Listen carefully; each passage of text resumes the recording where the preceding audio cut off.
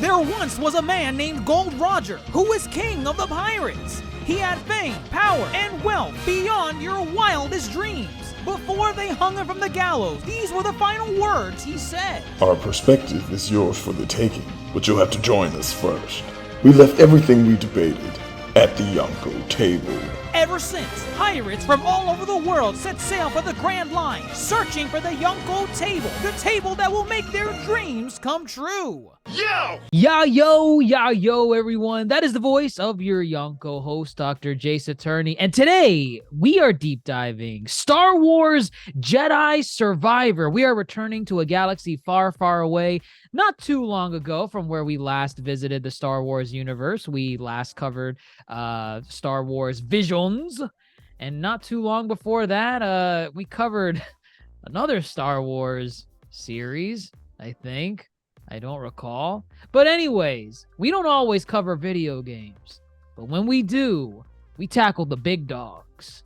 And so we're tackling Jedi Survivor. I'm not alone in this endeavor, however. With me, as always, is fellow Yonko Grandmaster Hoop. Grandmaster, please enlighten me. Jedi Survivor, is this your first Star Wars game? Is this your first game you played outside of the Arkham series? What is Jedi Survivor to you? This is not my first Star Wars game. Oh. This is not the first game I played outside of Arkham series, nor was the Arkham series the first game series I've ever played. Was that all your questions? What is Survivor to you? Survivor, well, I'll tell you, going in, it's clearly obviously a sequel to Star Wars Jedi Fallen Order. And with that said, I had expectations going into this game, no doubt, because I really enjoyed the predecessor. And I think that's fair to say, to come in with some expectations, which I try not to do when it comes to movies and whatnot, or series. But with games, I think you can, because there's that extra third layer of experience with, obviously the handheld controls of whatever. That's part of the gaming experience. You can have a great story, but if the actual game sucks, then what's the point? Or vice versa.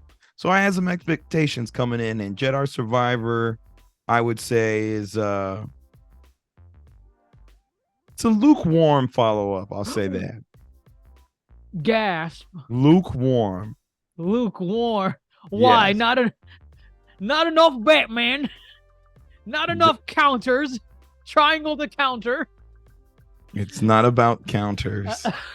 I think when it comes to great video games, I think story is very important. I think story sells. Well, I mean, let's talk about it a little bit, because you mentioned story, you mentioned gameplay.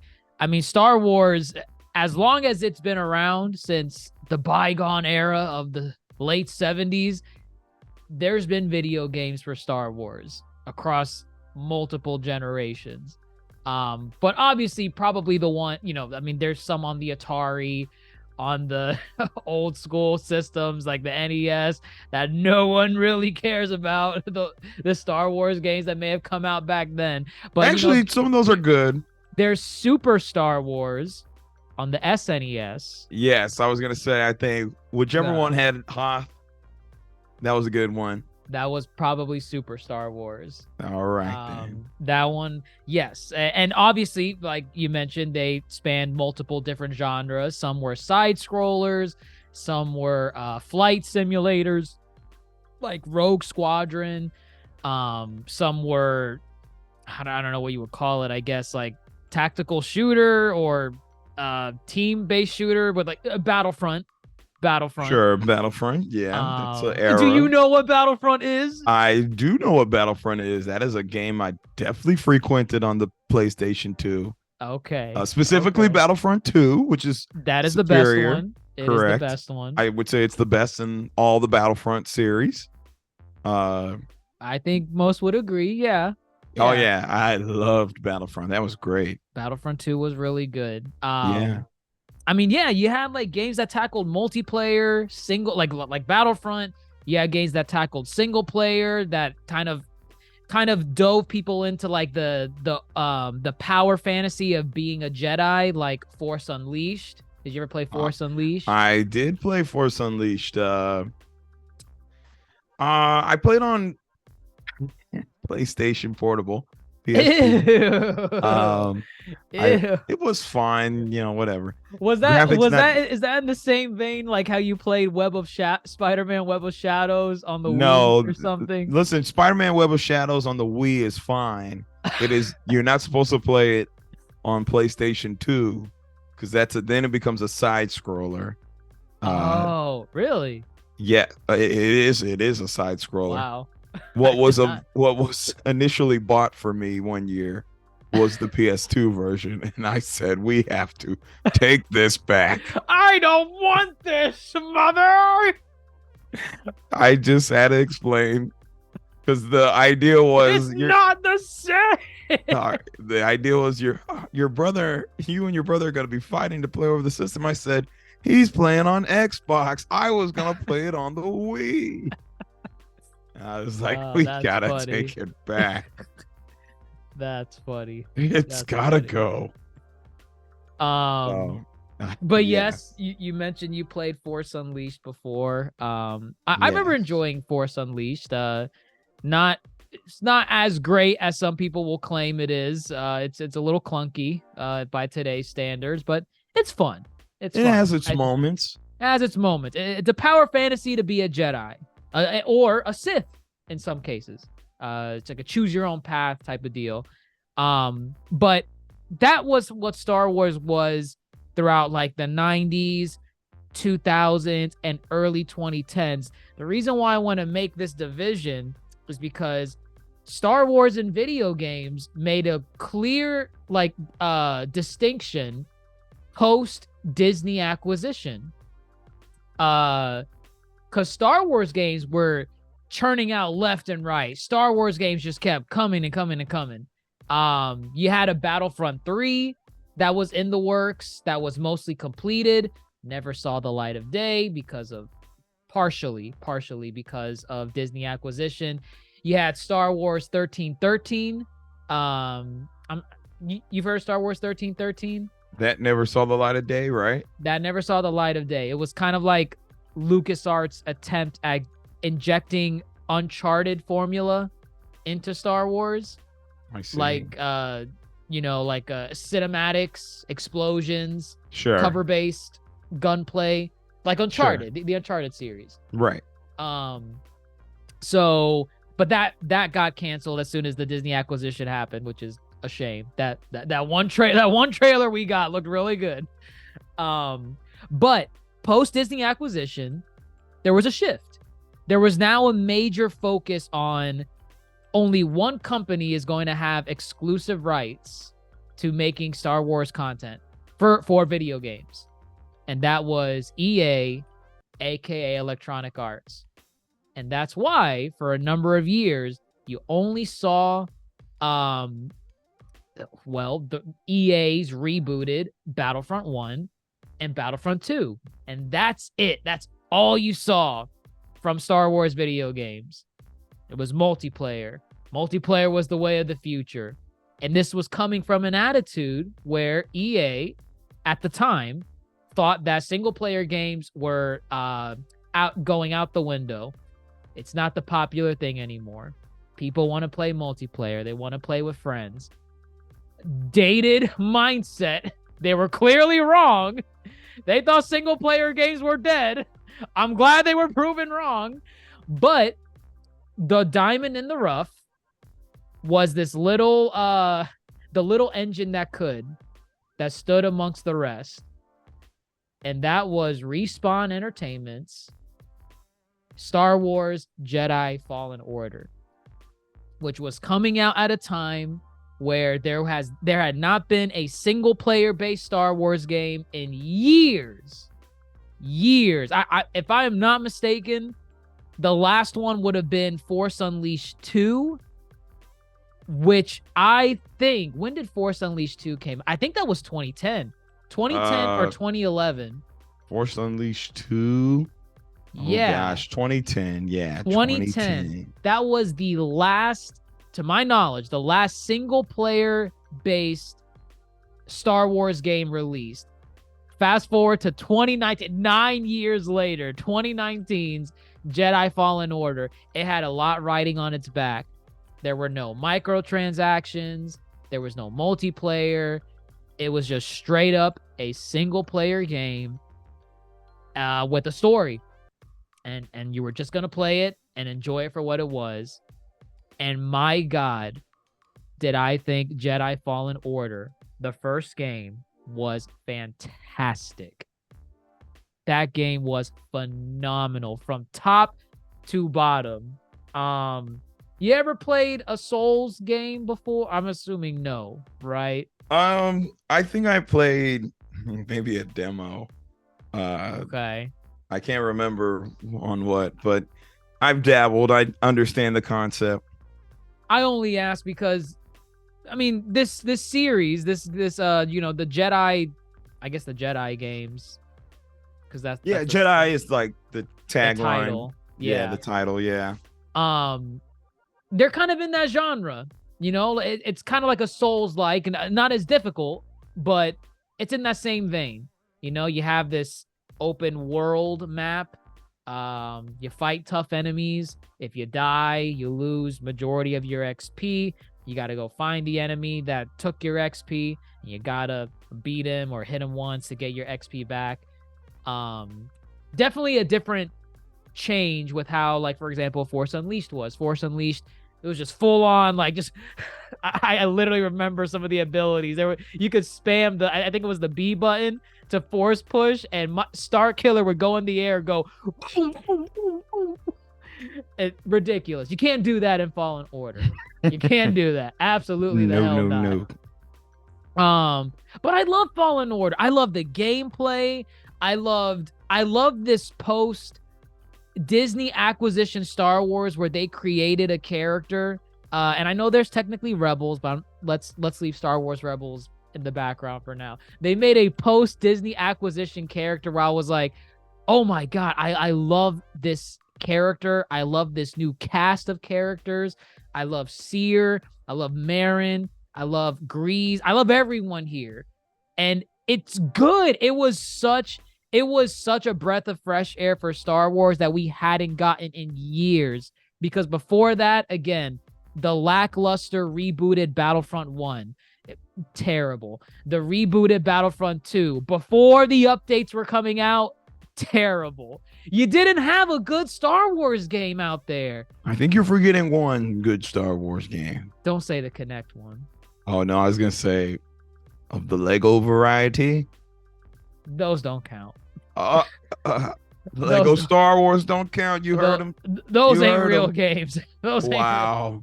I like them. Tell that to the big fans. I recently played and completed Skywalker Saga, the Lego game, and they have their place.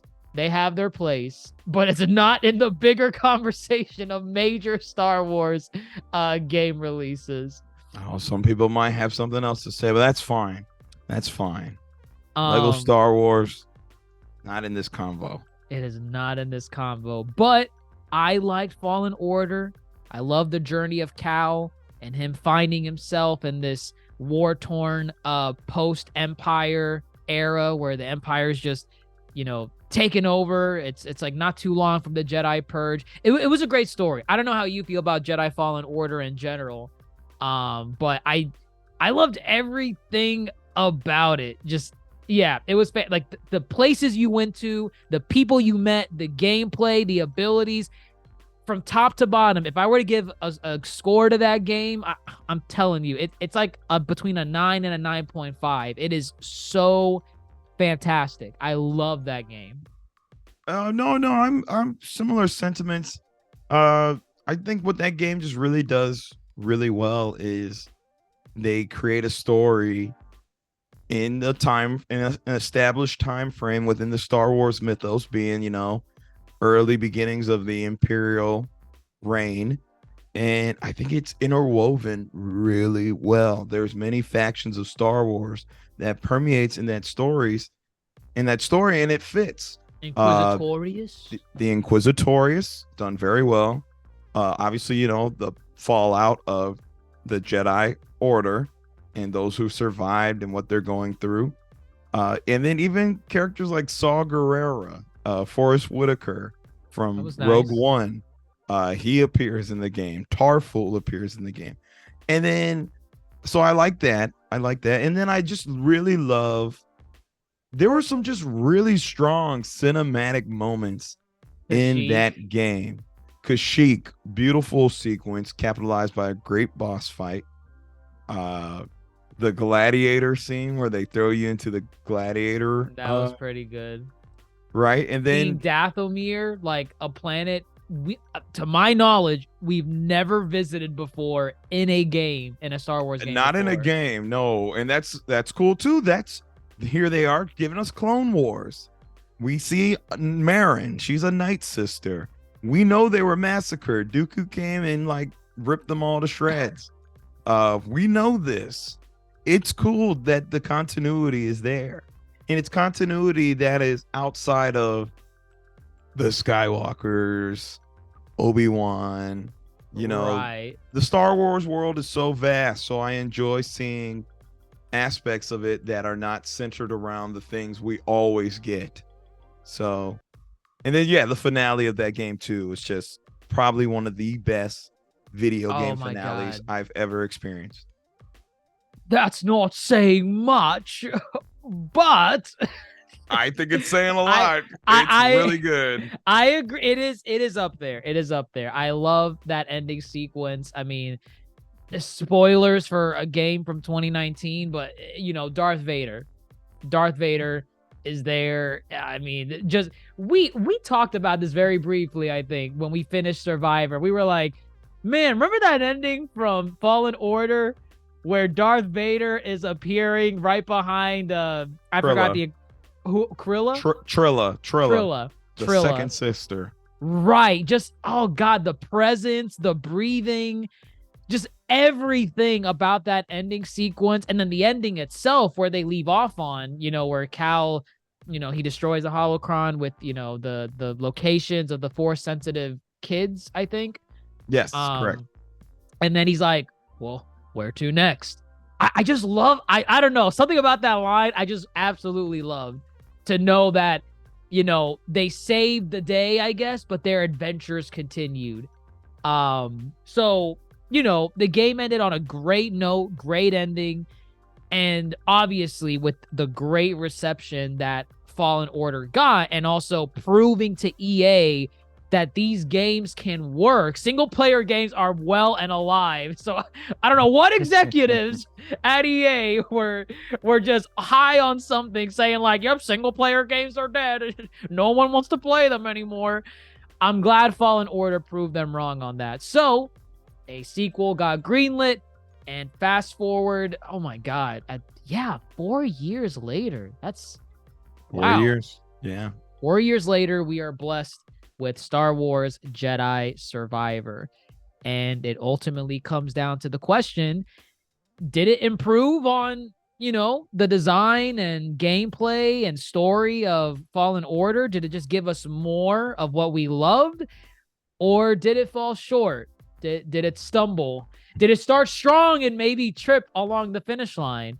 That's what we're here to dissect. In case you can't tell, this is going to be a spoiler-filled discussion. In case my background was any indicator, that it is going to be spoiler heavy.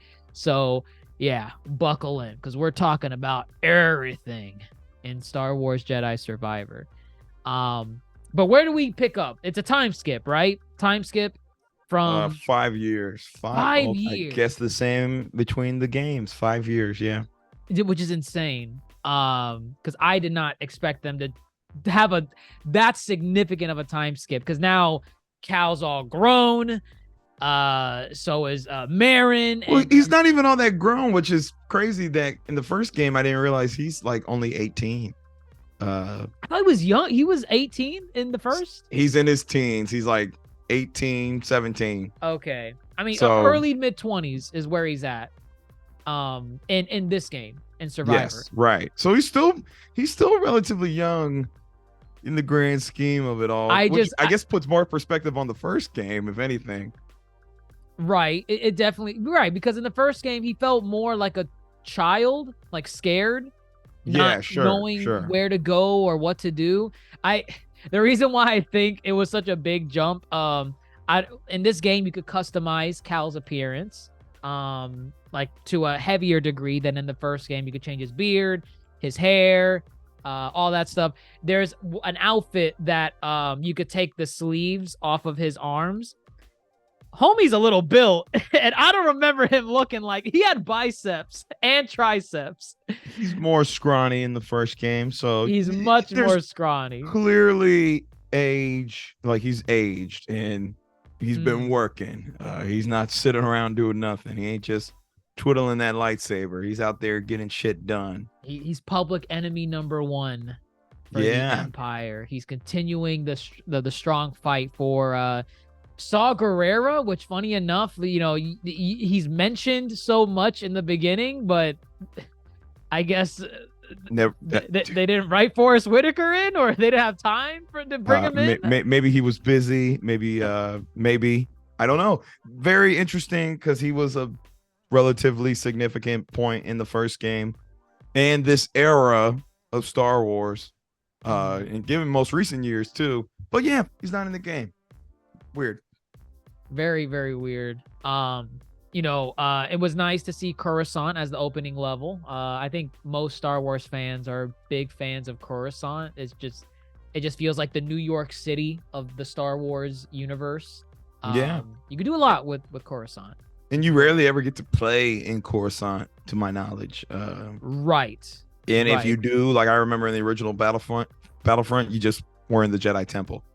That was it. Yeah, a lot of it is not a lot of the material in Coruscant, at least when it comes to video games, takes place like in the city part of Coruscant, which is funny because it's literally a metropolis. Right. And that could be a great open world hub. We're gonna get into open world hubs in a bit, because the Coruscant was a big missed opportunity. But Coruscant is like your tutorial level. So you're learning the ropes, learning that. One thing I did like is that you didn't have to relearn your abilities from Fallen Order. You know how like some games either there's no explanation as to how your abilities got reset, or there's an end canon explanation, like maybe Cal got gonked in the head with a rock and I don't like when games do that. I think that's such a trope. I'm just like, can we just build where we left off?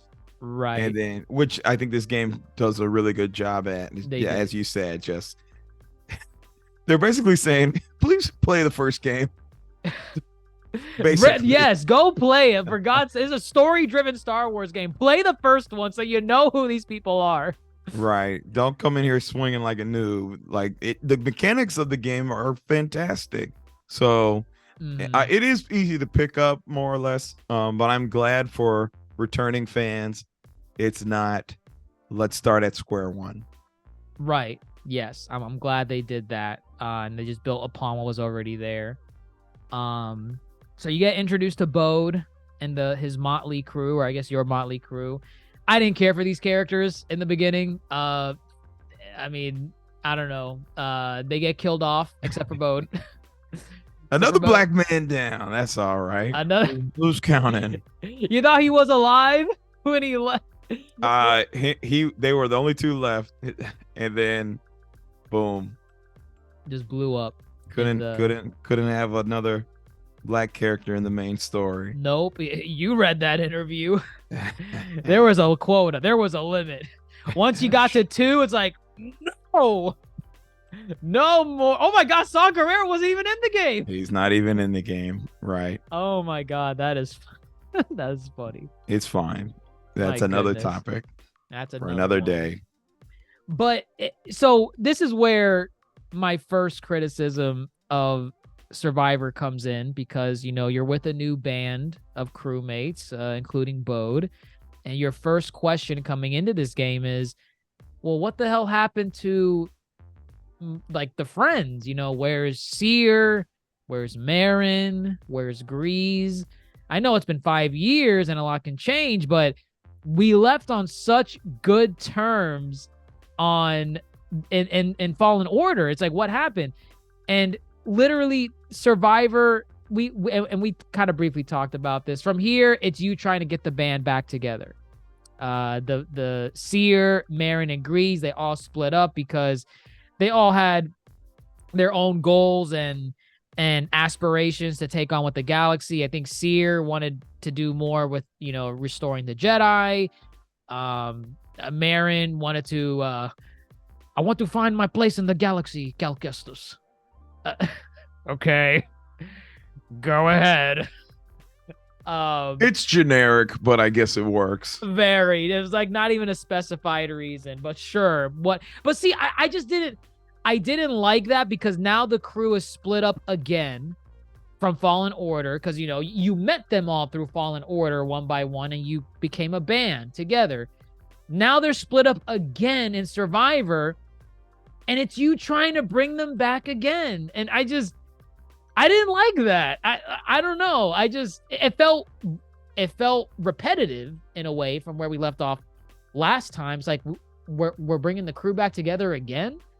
And it's like, yeah, like I did not see a reason for them to have split up. Like there's an in-canon reason why, because Cal was obsessed with fighting the Empire and everyone else wanted to do their own thing. But I don't know. Were you a fan of this? Did you like that they were split up and you kind of had to hunt them down again? Okay. Let me say this. I'm fine with them being split up, but with a gap of 5 years, if they're going to be split up and then you have this aspect of getting the band back together, we need to see inklings of what really went wrong, whether it's flashbacks, Well, we get flashbacks. We don't get many random flashbacks. Cal could be staring at a wall and he gets a flashback of Seer bringing down an entire starship. Because because this flashback is totally relevant right now. Like, I don't get it sometimes. This lesson applies to what Cal is currently going through. Sure. That didn't work for me. Absolutely not. And then a lot of the dialogue bits, it just seems like they welcome Cal back with open arms. It didn't even seem like there was problems. Yeah, there was no like real tension. Like, I mean, everybody. It sounded like it was Cal's fault to a degree that they split up. And then Cal, you're back. Yay! And then Cal, you're back. Good. Cal Kestis, you're back. Good to see you, Cal. And so, yeah. If you're gonna split them apart just to have a story that brings them back together, we either need to see kind of the tension in the flashbacks, or you could have just kept them together the whole time. And through dialogue, we could have got inklings of why they were apart for a time. But yeah, no, it doesn't necessarily work for me. And that's just simply, they could have done better with that. But I guess it's here. There's no room for new characters. We got to play with the old. It's fine. I mean, there's nothing wrong with the old character. I love the old characters. There's nothing wrong, right? There's nothing wrong. It's just the way they were handled, I was not a fan of in this game. Oh yeah, definitely. Yeah, definitely. Because again, you're bringing the band back together, and then they're hardly ever together when you do bring them back. Yeah, together. It's just mainly you and, I mean, in all honesty, Grease is on the ship all the time, except when he's in the saloon, which we'll get to. Yeah, you're mostly on site with old bestie Marin, and newcomer Bode. Yeah. And the entire time when I was with Bode, I was like, ugh, Bode. I mean, Bode was cool. Got a jetpack. Oh wow! Basically flying around like a, I don't know, Mandalorian, I guess. And he had some cool stuff to say. Bode's an interesting character. Obviously, we'll talk a little more about him.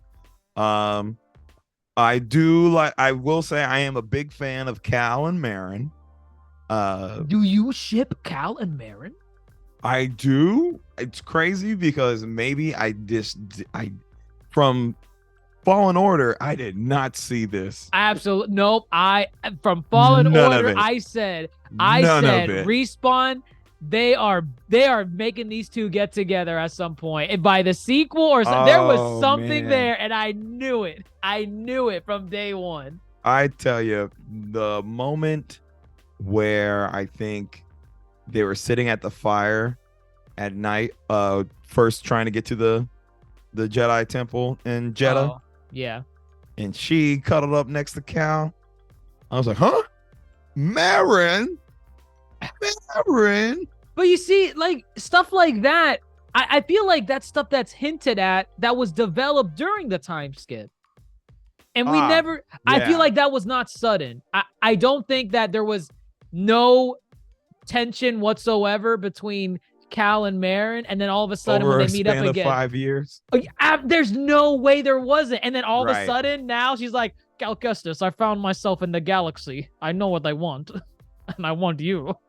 Right. Like, right. No, that there had doesn't to be come out of something. nowhere. That Yeah. comes from something, and we don't get any of it.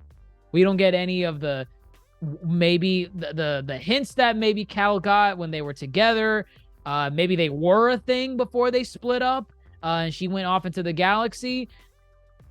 Again, oh god, I don't like this. There's not enough dialogue to lead to the ambiguity of the relationship. Like the dialogue mostly shared between Cal and the other crew members of the Mantis is really kind of about what's going on right now. You know, right? It's not about like, well, let's get to the nitty gritty. Why did we split up? I mean, they talk about it a little bit, but it's like surface level. It's like, you know what, too? It's been 5 years since the first game. We honestly don't know how long they were together, the crew, before they split up. Right. And that's another interesting part, because it could have been a month or two they were together and then they split up. They realized this ain't working out. Cal's too obsessed. And you know, with that said too, because we don't really know the gap between them breaking up and them getting back together in this game, the death of Cal's new crew seems somewhat, you know, shallow to a degree, because apparently they had great relations in that. We don't get any of it. Dead. And they're dead, and we don't really feel. I got more from Cal and his friend on the junkyard in the scrapyard than in the first game in Fallen Order. Oh, the guy that he was working for or something? His friend. Yeah, his friend. He died, right? He died. Yeah, he died. He got killed by the Inquisitors. Yeah. That was sad. That was actually sad. I got more from him than Prof. Prof is his name. I got more from Prof than any of these people. That's what you didn't like the twins. The twins. I like them for a second, and then they're dead. Everybody's dead, and then we're back with trying to get to the Mantis crew, and here we are talking about we don't know what happened in these 5 years, and so I guess it's just a lot of us putting it together, but it's a weird jumping point for the story because they really don't expand upon it.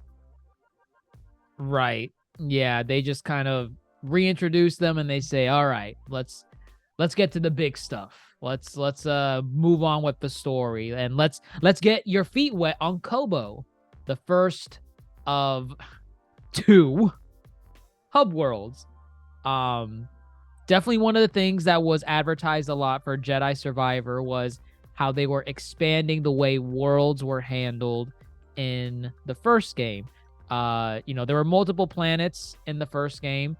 I had a list open a second ago, and I don't see it anymore. Well, I'll give you some. They're Kashyyyk,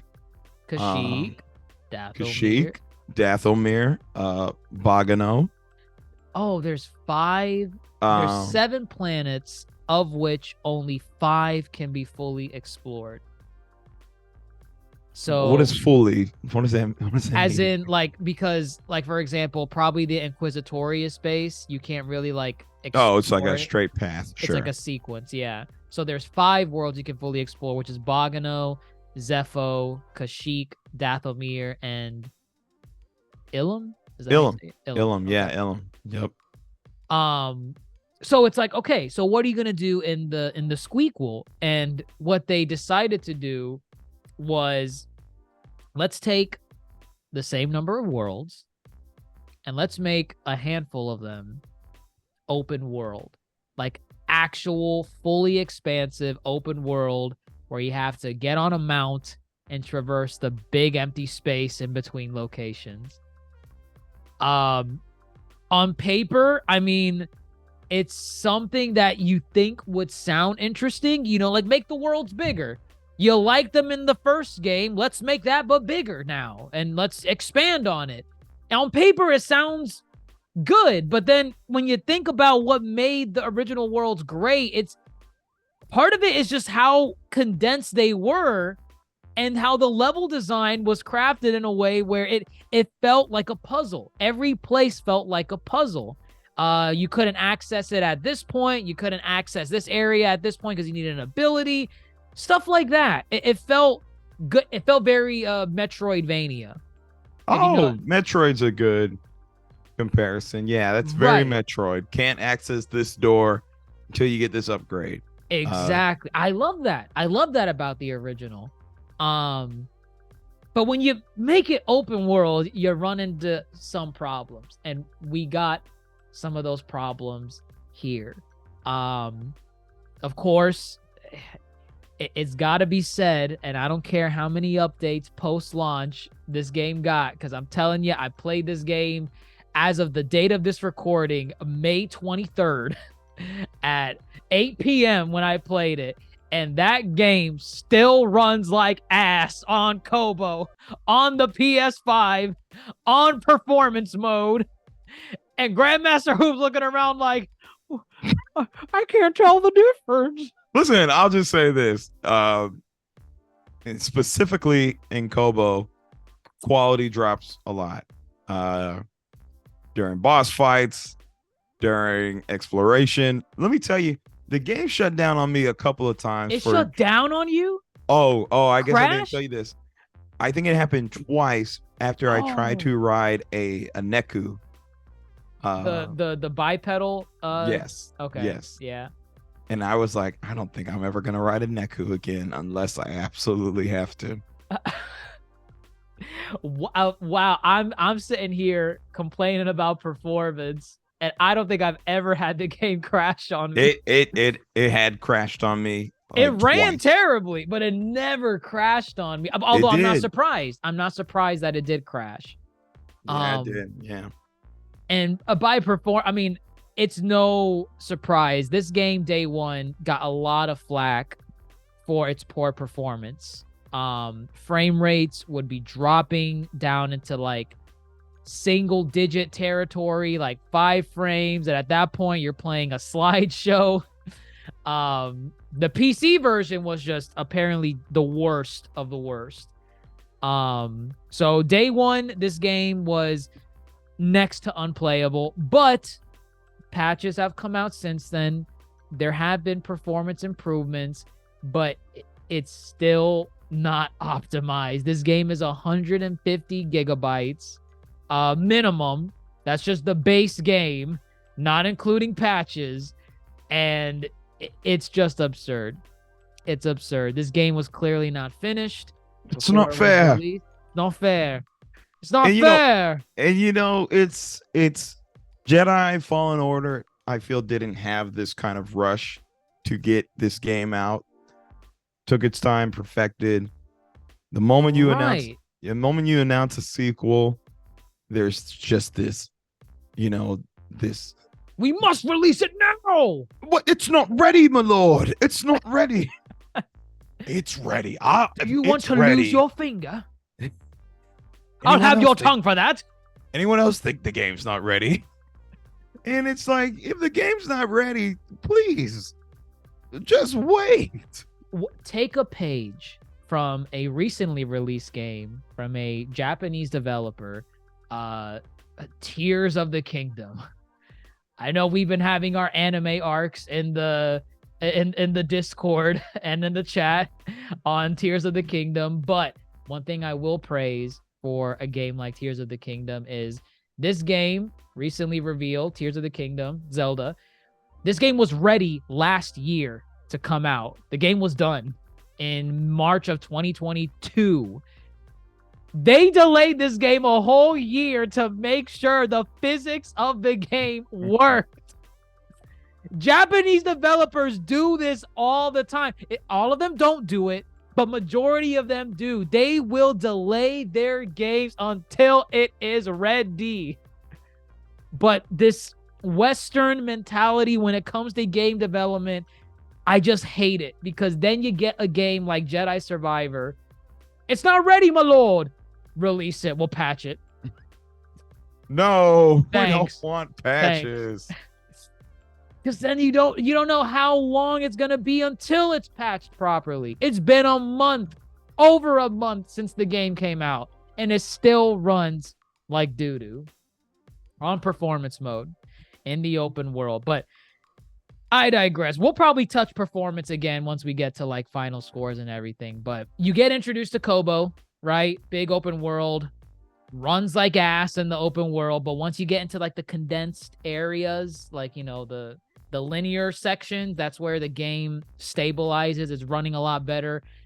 You and I talked about this before. One thing that we didn't know going into Kobo was how big it was. Yeah. Kobo is massive. It is, I think it's even bigger than Jeddah, which is the only other open world planet you can explore. It's more intricate than Jeddah. I'll say that. More much. intricate. It's not just a freaking desert. Right. Like Jeddah is. But my problem with this, you know, there's different locales on Kobo, right? You know, you have like this fortress in the sky, like a sky temple at one point. You have this swampy.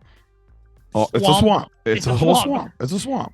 But you're exploring like a separatist. What are those called? The spherical ships from the separatist era that had battle droids? Just a droid factory. It's a droid factory. Yeah. You explore a droid factory. And that's really cool.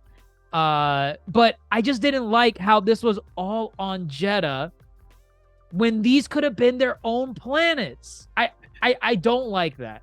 I think part of what makes Fallen Order so good, because as a Star Wars fan, it is fun to visit notable Star Wars planets. You didn't know what you were going to get next. I'm telling you, when I saw Dathomir on the damn planet list in Fallen Order, I lost it. Let me tell you, what sounds more exciting? You exploring a separatist battleship on Kobo in the swamp, or you unlocking Geonosis as a planet to go and explore that same separatist battle droid ship, but you're doing it on Geonosis. It is fun. It's at that point, it's for the fans. It's for the fans. That's fun. That is cool. They nailed it in the first. And you can make it a swamp too if you want to. You can put it in a swamp. I mean, you could go to Dagobah. That's a great swamp planet. Perfect. Even if, you know, I get the thing about trying to make having two planets be open world. I get that. That's fine to a degree. But then you take away this aspect of what made the first game really good, is, you know, being able to go to fan favorite planets. Ilum was not a big planet at all in the first game, but that in Star Wars mythos is huge, because that's where they were having the rituals to make your lightsaber and continue on your Jedi training. So it was huge to go there. So, you know, see, even if the planets don't have major significance to the story, there's this overall lore that you get to play with and, you know, pay homage to. So to have this game primarily run on Kubo was kind of disappointing. I mean, it is. I'm glad they made Kobo. Sorry. I'm glad they made Kobo have a variety of locales and settings, but I would much rather go to a planet within the Star Wars canon. Yeah, because then it becomes more apparent that it's like you can tell. I don't know if it was like maybe the budget or maybe the time constraints or maybe it was just vision. Maybe they literally only wanted 2 open world planets. But when you go to the planets that are not open world, now it's like, well, which is it?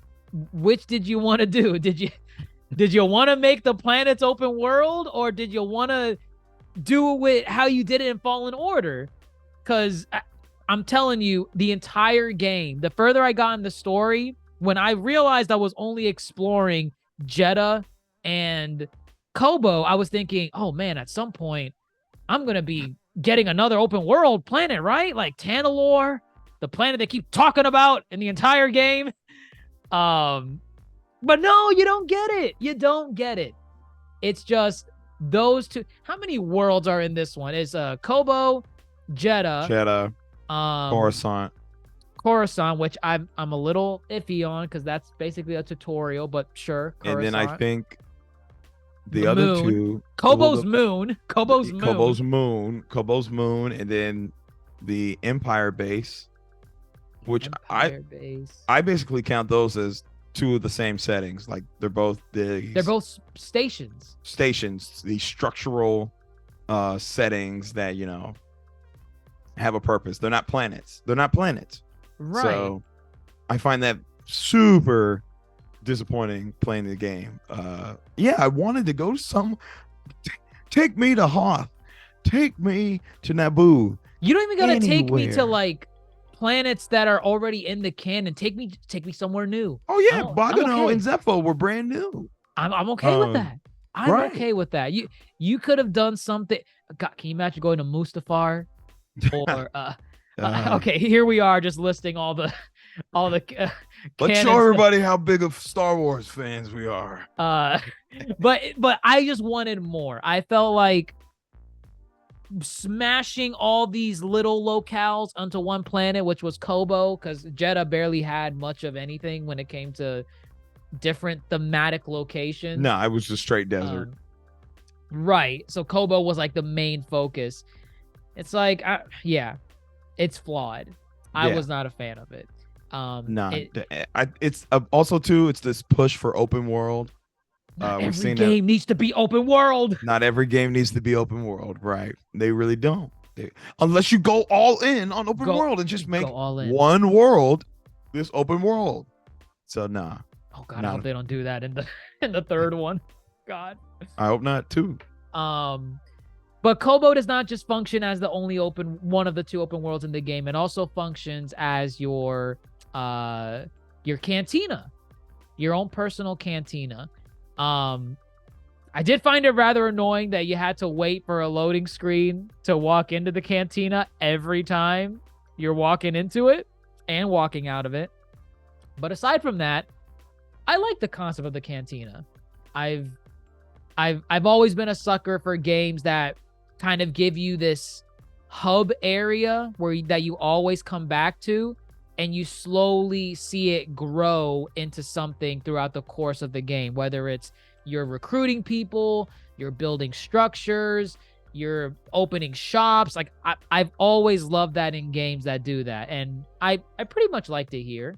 I liked it here. Were you a fan of the cantina or the saloon in Kobo? I was a fan.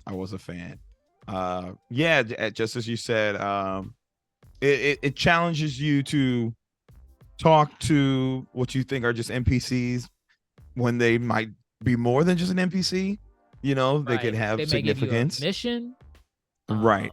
They may be a shopkeep in the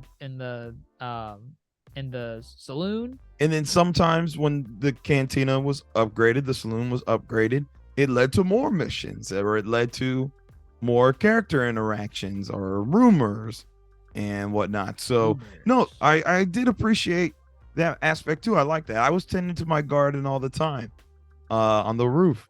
The roof garden was. I wish there was a way to keep track of what you already planted. Yes. Oh my gosh. That was so. I had to look with my eyes, but some of these plants look the same. Some of them are like labeled almost the same too. And anytime she was like, I forget her name, she was like, a new plant species, plant it, then come talk to me. I was like, I don't know which one to fucking plant. I don't know which one I have planted.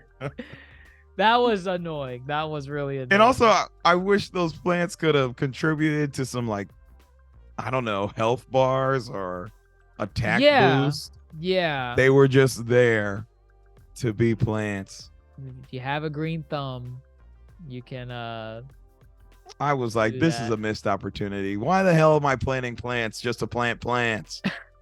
You don't like your garden. There should have been a benefit. It's not like people came to like buy the plants either. They just were there and I could uproot them at any time to plant a new plant. What was the point?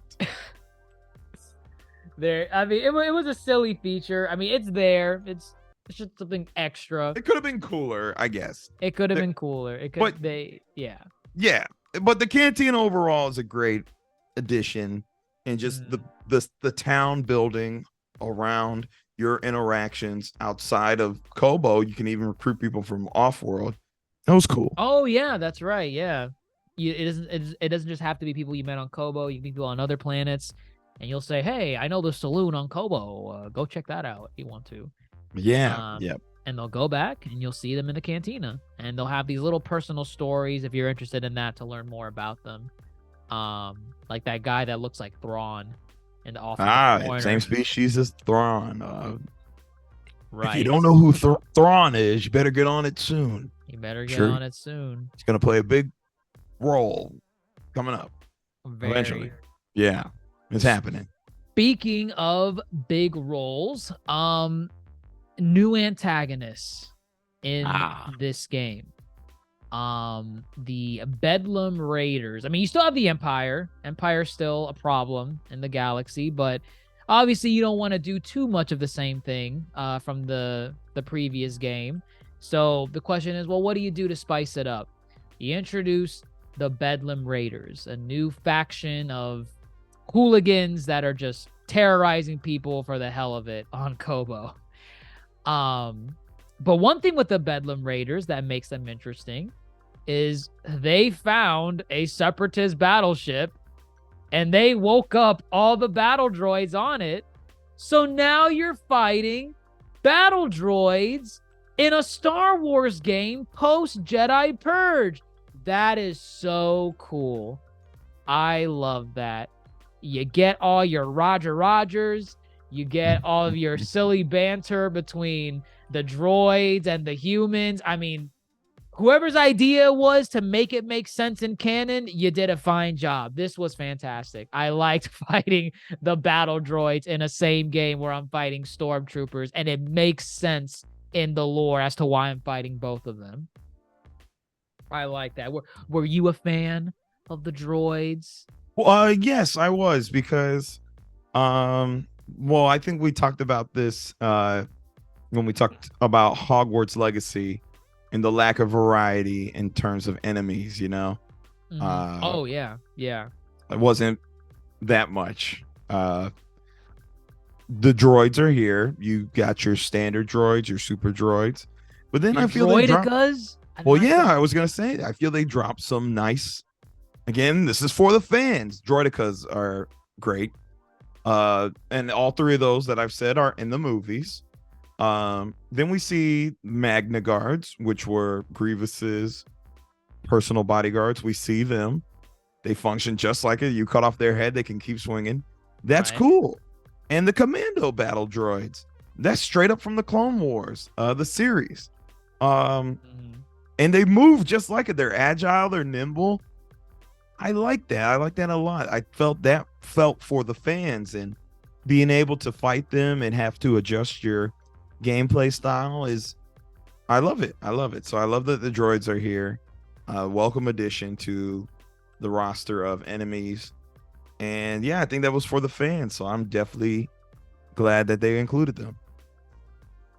No, I agree. That was probably the best element of the Bedlam Raiders. Yeah, sure. Because, you know, they have their leaders, and their leaders leave something to be desired. Leader number 1, we get introduced to Ravis, Jedi scum. You have your code, I have mine. Sure. There was a Force echo where he said that. I think I got that one. We don't learn much about his code. He owes a debt to this other character, which we'll get to, Right. that is never really explored. What debt is it? Or he saved my life. Okay, and See, this is what I'm talking about. There are inklings of a deeper, richer story that are never actually fully fleshed yeah, out. show don't tell. Yeah. Show don't tell. We're both for what we covered already with the crew and this with Ravis. Yeah. The entire time with Ravis, like, I'm expecting something big to drop about him. Like, maybe he's a character we've met before, or maybe he knows Cal Kestis. Maybe he's familiar with the Jedi and he'll give a reason why he hates them.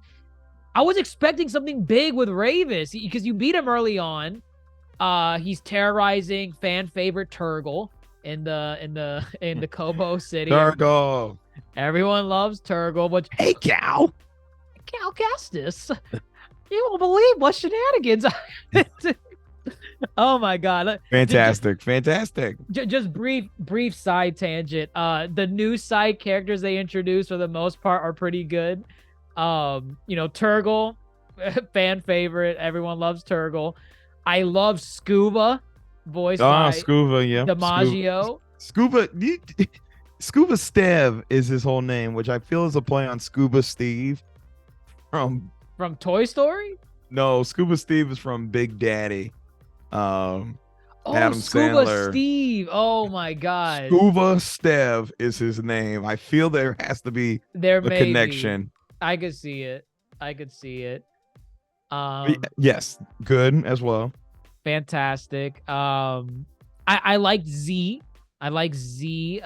Z, yeah. Z's funny. Droid from the High Republic era, so that kind of made her, her whole thing interesting. It's like, well, we're starting to mix in elements of know? High Republic too. I like that.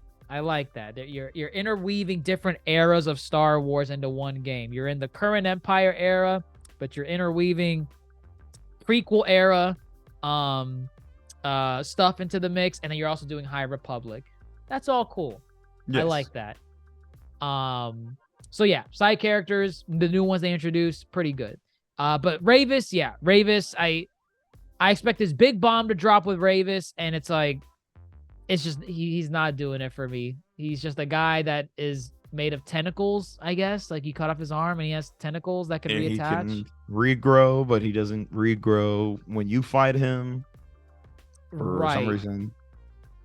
Sure, right. Why not? But yeah, big imposing guy. The armor's cool. Old as hell, apparently. Yeah, he was alive since the High Republic era. So he's like 200 plus years old. Easily. Yeah. So cool. He's here. Sure. Indifferent to him. Yeah. Of course, the big bad of the game, for a majority of the game. We'll get to that as well. Dagan Gera. Dagan. If there was ever a villain name, it's Dagan. Sounds like Dagger. You first meet Dagan in a Bacta tank, and I'm telling you, if there's anyone that screams villain when you resurrect them, it's Dagan. That gray pale complexion, I'm like, something's wrong with this guy. It is as if you saw Maleficent where Sleeping Beauty should be, and you said, I gotta kiss her to wake her up. And clearly she'll be on my side when I wake her up. What could possibly go wrong? This is just, oh my god. Dagan is the main antagonist, one of the main antagonists of the game. You could call him, I guess, more or less the commander of the Bedlam Raiders, and I guess more or less by default, because Ravis is indebted to this character Dagan. Right. So yes, by extension, they are his force as well. Exactly. So they're the main enemy for most of the game. You bump into the Empire still, but they're kind of like an afterthought. They're like, oh, the Empire's here too. That we gotta take care of them. But it's the Bedlam Raiders that are the ones going up against you throughout most of the game. Because they are trying to find the magical world of Tanalorr. Tanalorr. Which is Tanalorr is mine. and what is Tanalorr? Like, I think you understood this better than I did. It's like a world safe from the Empire. It's a planet, but to access the planet is surrounded by an abyss, basically a bunch of clouds. Oh, the and in these Kobo clouds, Abyss. yeah, the Kobo Abyss. In these clouds, there's like storms, Oh, meteorites, it's a nebula. a nebula. So it's damn near impossible to navigate. But anyone who could successfully do it basically has a hidden home from whoever you're hiding from. Right. That's Tanalorr. That's the goal of the game. Let's get to Tanalorr. It's a race to Tanalorr. Everybody wants Tanalorr for their own reasons. Right. And that's how you mostly meet the other characters throughout the game. That's how you meet Z. That's how you explore the Jedi chambers. That's how you eventually go and meet Seer on Jeddah, and you meet the Path. Was that the group that you mentioned before? It is the same group. The Path is I swear to my knowledge, was first mentioned in Obi-Wan. And yeah, obviously they're working to protect people from the Empire. There's also this idea to help with more sensitive children. Basically smuggle them out and give them a place to hide. So yeah, this was in Obi-Wan. So it's interesting to see, kind of as you said, this post Disney acquisition, what parts of the lore that they have introduced into the Star Wars mythos, to see what they're going to play around with. So yes, the Path is here. Seer is working to further the pursuits of the Path, as far as getting people safe, and specifically Jedi children, to eventually reform the Jedi Order. Tanalorr would be a perfect haven for that. Right. Isolated from the Empire in its entirety. This is where you meet Marin again, right? You meet Marin on Jeddah. Yep, you meet Marin, Jeddah's. I'm sorry, on Jeddah you meet Marin, Seer, and you also meet Cordova. Who I thought was dead. Right. Because all you saw was his hologram in the first game. Could have sworn he had died, but sure, he's here. You barely talk to him. Right. For such an impactful character, you rarely talk to him throughout the game. But yeah, this is where we get inklings of the Cal Marin relationship. Cordova. Cal and Marin got busy. Not yet. They definitely did. But Cordova's looking to help you with that, as far as you need a compass to navigate the Kobo Abyss. So not only is everybody racing to Tanalorr, there's now an object you need to get. A MacGuffin To get to Tanalorr. And Seer is here to reestablish the Jedi Order, reaffirm your place among the Order. And yeah, the main cast is here, and from here we have ourselves a game.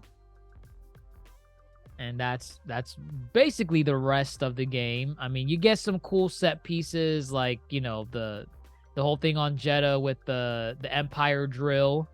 I thought that was a cool. That was great. That piece. was great. Okay, you know, we were talking earlier about how Fallen Order had a lot of great cinematic moments. I remember way more cinematic moments in Fallen Order than this absolutely. There were just more. There were more. The Jeddah sequence with Marin which was beautiful. Do you trust me, Cal Kestis? So you Yes. Smoochy, smoochy, smoochy. I was like, Marin. They girl- got busy. I said, that girl knows what she wants. Good for her, Marin. She wants Galkestos. I don't think that sequence was matched. Well, actually, all the best cinematic sequences Are on Jeddah. are on Jeddah. Yeah. Jeddah. Yeah. And that's a problem. Yes, it is. Um, Because you only go to Jeddah like twice for significant purposes. oh, wow. Right. Yep. Yeah. A lot of Mhm. the time it's just going to Jeddah to like Tell somebody something. and then they send you back to And go then you somewhere leave. else. Yeah. Looks like we got to go back to Kobo. I guess. Because the whole game has to center around Kobo. Can you fix this, Master Cordova? Yes. Cal Kestis, I will smash the pieces together. Meanwhile, you need to return to Kobo. I need another piece. Oh my God. It's yeah. But yeah, That's basically it. that drill sequence is not topped. I don't think it's topped. You don't think Two. it's topped? Well, like as far as like one free flowing sequence goes, Kind of like Uncharted, I guess, a little yeah, bit. it was very Uncharted in that time. Okay. Okay. I think it's matched. I don't think it's topped. By another sequence. Yeah, on by another Jeddah? sequence, right? Okay. I can. I agree wish with the that. game had more sequences like that. That was fun. That was great. Basically flying through a Night Sisters portals. So that's how they get around, I guess. Right. Yeah, that definitely was trippy. Just Yeah. dashing through there. Yeah. Which, by the way, I think we may have touched on it or not, but I like Cal's new gear to like traverse Yes. the world. Okay. Like, I love like the air dash. The air I dash. Yep. The I don't remember what else you get. You got the little hook shot thing. the hook shot. You just get more tools. I like that. I love platforming in the original. Like if you add wall running in any game, you already won me over. I love running's wall a great running. addition. Yeah, again, I think the best part of this game is the gameplay. Yes, it is. Right. I think the traversal, Marin's portal bit. If you see a green thing, you can obviously extend your jumps and whatnot. It's Right. versatile. I mean, not versatile. There's a variety of different kind of platforming you go through. The balloons where Oh, the balloons. Yeah. yeah, Or we have to like guide your trajectory. your trajectory. Yeah. Yeah. And I feel like that extends itself into the combat. We didn't really touch on the combat too much. We can talk about the combat now throughout the game, which I thought they did really well on as far as right options go. This was something where I can agree they did better than Fallen Order. This topped Fallen Order in this category. Right. Just the amount of options. Boy, they heard the fans. They're like, oh man, you teased us in the first game with that double-bladed saber. And then there was like a finisher where you split it in two or something. A finisher where you split it in two, yes, and you dual But it wasn't a wield. stance. It wasn't It's a not a stance. stance. You just dual wield within the combo. Right. Yes. And it's Yes. like, ooh, come on, let's get some stances in there. Let's spice it up a bit. And they do. You get 5 stances in total. You get your traditional single-bladed stance. You get your double-bladed, your Darth Maul saber. You get dual wielding, which now it's its own stance in the game. You hold 2 lightsabers, super cool. I wish you could change the colors of each individual one. Missed opportunity. But that's not how kyber crystals work. Don't care. Let me have fun. Let me have fun. They also don't turn rainbow, and you could do that in New Game Plus. Oh, you can? Yeah, there's some like party mode where like you can make them like glow like a rainbowish color. Oh, interesting. Yeah. Yeah, double bladed, and you have probably the 2 most interesting ones. You have blaster stance, which you either love it or you hate it. I hate the look of it. I understand the practicality of it. I just hate how it moves. Bunch of quick jabs and then shooting. And we talked about it too. It's for those who don't like to get up close and personal. Right. It reminded me a lot. Some of the swings in that stance remind me a lot of like Dooku. Yes, yes. It felt Very like formal, it felt like fencing. fencing. A little Yeah, bit. that's a good way to look at it. Yeah. Yeah, Mhm. that's how Blaster stance felt like. And again, it's you're either gonna love it or you hate it. For me, I liked it early game, but then it wasn't doing that much work. I was getting close to enemies, and I'm like, listen, if I'm getting close to them, there's no point in shooting them. It was my least used of the stances. Right, right. So it had I had fun with it early on, but then you unlock the most controversial. Controversial. They're calling it controversial. Well, no, I mean like in terms of like just the idea of it existing in the canon. Okay, sure, whatever. The cross guard, The cross guard. Yeah. stands. People to this day are still like, why is that a thing? That's so dumb. Why does cross guard exist? The lore never needed it. Whatever. I like cross guard in this game. Cross guard is great in this game. It's your heavy stance. It's your heavy stance. You trade off speed for tactical, powerful swings. And at first I'm thinking, oh, hell no, I don't want that. I don't want slow, what's the word? Oh my God, it's on tip of my tongue. Just these weird, clunky, slow movements from Cal as if he's swinging like a sack of potatoes. That's how I thought it was gonna be. It wasn't. And I'm like, wow, I mean, you're still slow, but I feel like if you just know your enemy, you know when to swing. Yeah. You know when to block. And when you land a hit, it hits. Devastation. Pure devastation. That thing eats through the guard meter easily. That, and I'm telling you, if there was a big enemy, I'm bringing out the cross guard because that thing will devour that health bar so quickly. Well, let me ask you this. What were your two stances in the game? Because I think you know mine. What? Double bladed. It was right. Double bladed for crowd control. Darth Maul. Yep. And then cross guard for 1v1s on enemies because it did a lot of damage. Yes. Okay. The two I least used were the gun and dual wield. I could not get the hang of dual wield. I did use dual wield a lot in the early game. I used it a lot. I used it because I just, I wanted to get better with it, but I probably died the most using it. Oh, wow. So dual wield and the gun were my least favorites. When it comes to single, cross guard, and double bladed, I was pretty much interchanging the three a lot. I think for single, once I unlocked the new stances, I immediately got rid of it.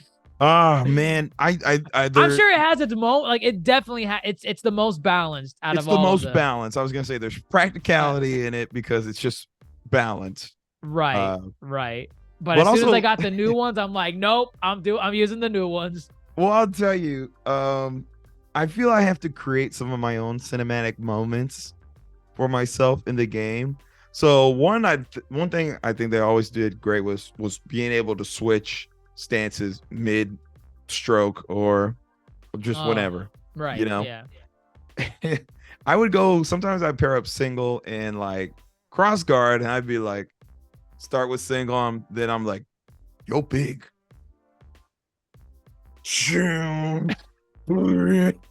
What bigger?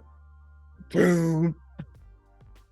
I feel I had to create some of my own moments in this game, which is fine. I think that's a cool thing you should be able to do within video games is create cinematic moments. So to be able to switch blades constantly or however you want, or pair them up however you want, I found was always cool.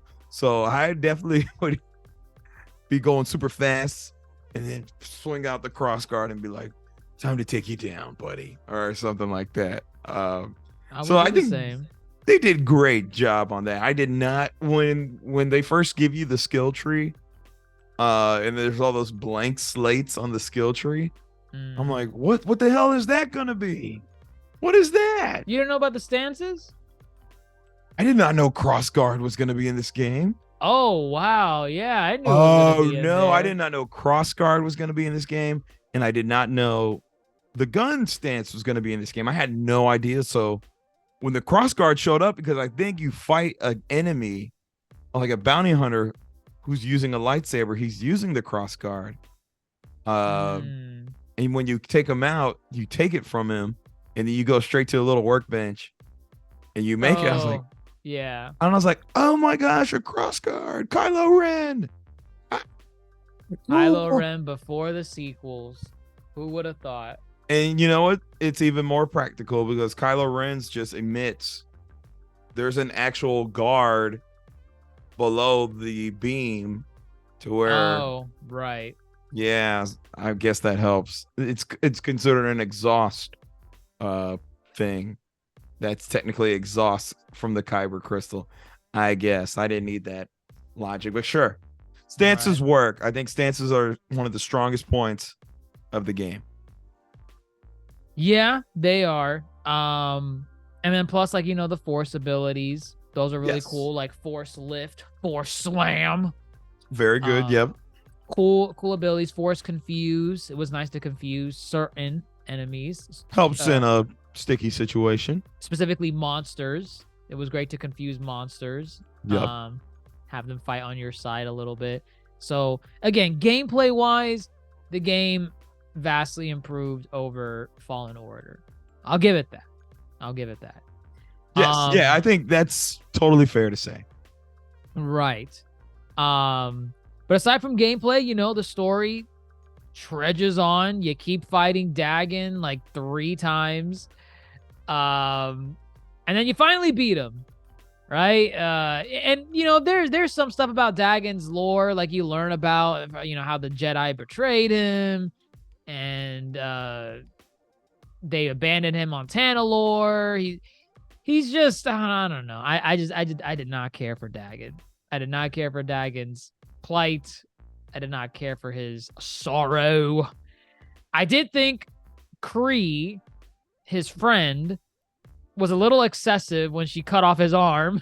I forgot what the context was, but like she's like, "You must stop this at once, Dagon," and Dagon like force shoves her, not even force push, force shoves her to the side, and she's like, "Out of my way, Kree." And she chops off his arm in retaliation. I'm like, why did you do that?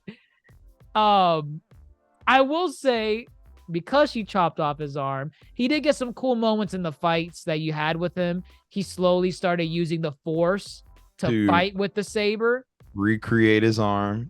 Right. At some points, yeah. I thought that was cool. I thought that was really cool. It's giving the girl from Legend of Korra, book 3. She was the waterbender with no arms, but she can still bend. Oh, yeah. And she basically made arms out of the water. Crazy how that works. Yeah. That's what it was giving me. That's what it feels time. like. That's what it feels like. And it was cool. No, it was definitely cool. The Dagon fights were good fights. But him as a character, he just one note maybe is the best word to describe it. Typical Saturday morning villain plot. Tanalorr is my right. Why? You don't got anything else to do? Why Tanalorr? Why do you want Tanalorr so much? You've been asleep for 200 years and you just want to go to an empty planet?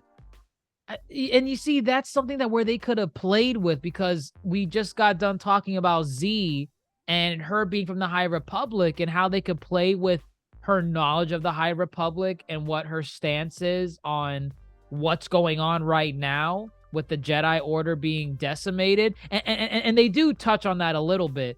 But with the main villain being from the High Republic era, it's like you don't like he doesn't really interact with like the actual world. Like he knows about the Empire, and there's a scene that I remember telling you about. There's a scene where he has like a stormtrooper helmet, and he's like, and he's talking to Cal. He's like, "You let the Jedi Order be decimated by this?" Yep, that was good. That was good. That was good. That was great. I love that. I wanted more of that.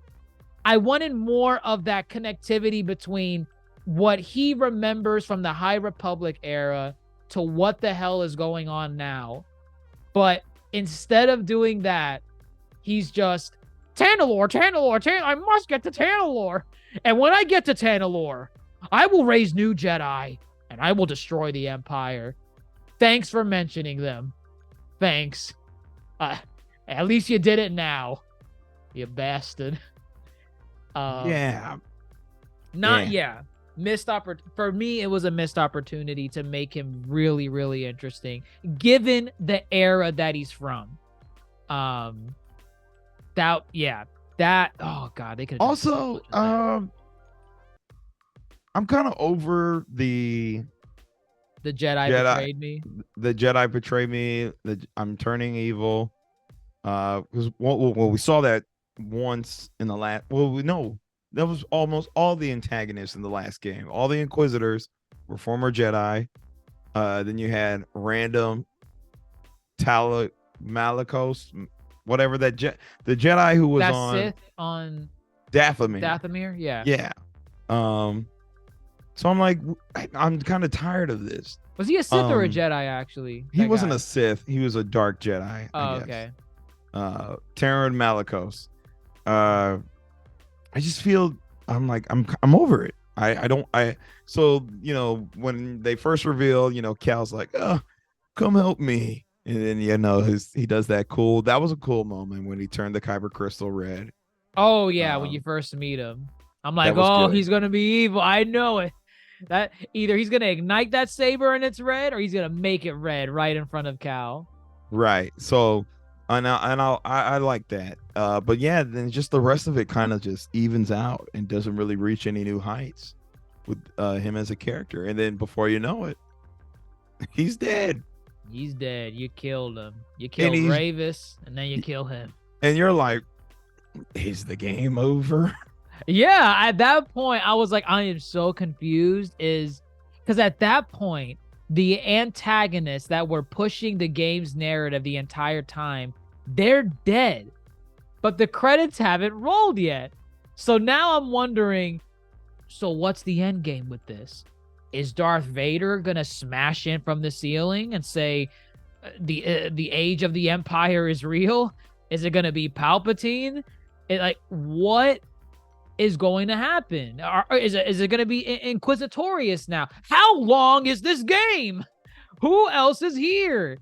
And as we all know, and for those of us that have gotten this far in the game, you get to Jeddah. You give the item for I think it was the compass to get to Tanalorr. It's fixed. Cordova fixes it, and then the big reveal. Bode. Everyone's favorite Bode. Bode betrays you. And he said, this is all for Kata. My daughter Kata. The one I've been telling you about this whole game. I'm sorry, Cal Kestis. Bam! Shoots Cordova. Right in the face. Well, I mean, not in the face, but he kills him. Point blank. Kills Cordova. And right then and there, it's a chase sequence. I literally in my head, and I think out loud I said it too. I was like, Bode, you can't escape from me. I'll chase you to the ends of the earth. Wow, you need to meme that before somebody else does. It's already on the YouTube page. Oh, you did it? I did. As I was streaming it, check out Dr. Jake's Attorney on Twitch. As I was streaming it, I made a little short for YouTube. Oh, you did? And it's on YouTube, yes. I'm literally saying it as Cal is running to the elevator to chase Bode. I'll send it to you in the afterwards. Yeah, I did That it. is funny. That's good. That's I did good. it. But oh my god, once that happened, I had so many questions. I'm like, Poe just killed Cordoba. This was a guy that, I mean, one thing we didn't mention, and it's like surface level stuff. It's nothing crazy, but in some sequences, you could take your partners with you on missions, and they'll help you in combat. So like That's a new addition to the gameplay. that's a new addition. It's only 2 characters until the end of the game. Then it becomes 1. It's Marin and Bode. So that's cool. You get like unique animation combos to like take out certain enemies. They have their own special abilities that you could command them to do to like lock in characters or do grenades, whatever. So that's all cool. That's all cool with fighting alongside them. But yeah, Bode betrays you, and it's like, what is going on? So now, so I think we talked about this too. The second big extravaganza of the game kicks off. You're chasing Bode. You get on a land speeder that we clearly noticed early on in the game was just parked in the garage facing a door, and we're both like, you're using that at some point. Something's gonna happen, and you're gonna need to speed off on this thing. Don't know for what. Also thought we would be able to use it whenever we want to as well. Oh no. It is for one sequence. One sequence. It was a good sequence. It was a good sequence. You're chasing Bode on a speeder as the Empire is invading Jeddah to raid the base because Bode also ratted out. Bode betrayed you because he was working for the Empire, or rather specifically for someone in the Empire. And now they're raiding the Jeddah base. And you're chasing Bode on a land speeder. Stormtroopers chasing you. There's one stormtrooper that didn't deserve all that. Cal like lifted him up in the air, and a TIE fighter just plastered him on the windshield like a bug. It's a lot of murder going around here. I'm so like, much Cal, for the Jedi code. You could have just picked him up and dropped him into the sand. That would have been enough. He's not your problem anymore. Easily. But cool land speeder segment. You eventually catch up to Bode. And now it's like, you know, you're talking to Bode. You're like, Bode, why'd you do this, man? We were friends. You killed Cordoba. And you notice there's tension building up, and you're like, what's going to happen? Like, Bode is like saying something bad's going to happen. What's going to happen?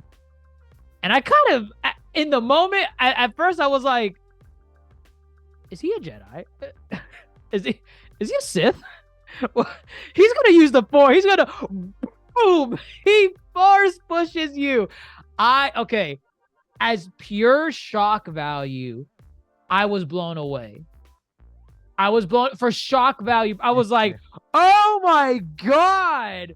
What is he? And then when that lightsaber turned red, I'm like, oh, so many questions. Is he a Sith? Is he a Dark Force? Is he an Inquisitor? What is going on? I remember I talked to you for a second on this. You said you saw this coming a mile away. I called BS. I knew. All right, okay. I knew something was wrong with him. Something was not dandy. Something was not clear as day. It was how he would talk about Kata and breaking away from the order, and all that. And then obviously it came ahead when, you know, we got to use it to protect Kata only. No, Bode, we got to help more than just Kata. We got to help everybody. Clearly distraught. To the lengths he would go, I did not predict, but I knew something was up with him. I knew something in the third act was going to be centered around Bode. No way. So I knew that. There are signs. There are signs throughout. Also, he was hinting that you should just settle down with Marin, you know, leave this life behind. Oh, yeah. You know? That was an element to Cal's story, trying to find himself. Like, or is this worth it? Is all this worth it? What do you want? What do you want? Is there anything else outside of fighting the Empire? You know, you get that scene right before the betrayal. I know what I want. Baron. Right. Right. Great sequence. They got busy. Great sequence. Yes. I'm here for the Cal Baron relationship. But yeah, no, just Bode always seemed off. And then at times, I think he had plot armor, like in the fight versus Dagon. I was like, is he going to die? And during that fight, I was like, I don't want him to die. I hope he doesn't die. I wouldn't call it plot armor. I thought he was just part of the squad. It's like, he can't die here. Oh, I just like, oh, he can die. He might die. And then he did it. And I was like, But no, I did not call him being a Jedi. And him being a Jedi, I was just like, again, I just said how I'm over this whole. These games specifically do this with the Jedi turn bad. They're disgruntled.